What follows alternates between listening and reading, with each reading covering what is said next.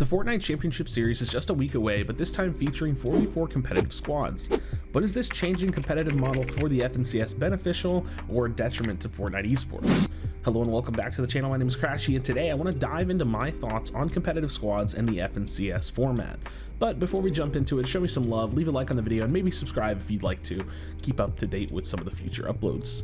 The very successful Fortnite World Cup featured the best solo and duo players in the world, and I've got to say, as a viewer, I absolutely loved the event, minus a little bit of the creative stuff.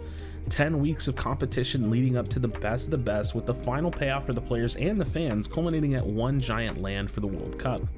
After it was all over, Epic announced the Fortnite Championship Series, which featured the first ever competitive trios event as a much different format for qualifying in an entirely online series as opposed to qualifying for a LAN finale.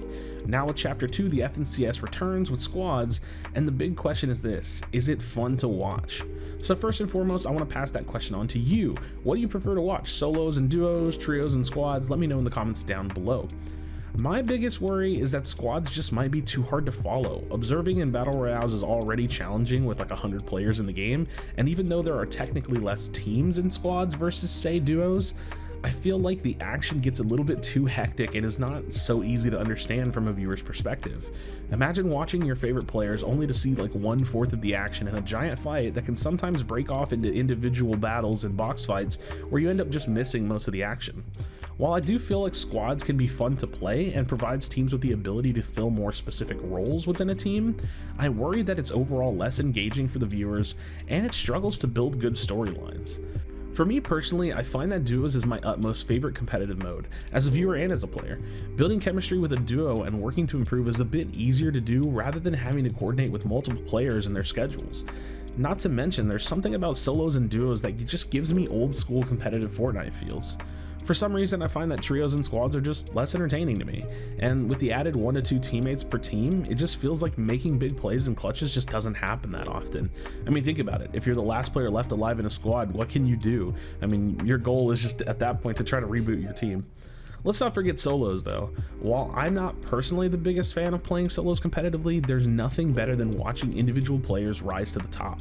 Remember Booga's amazing event at World Cup or Mongrel's 16 kill pop-off win?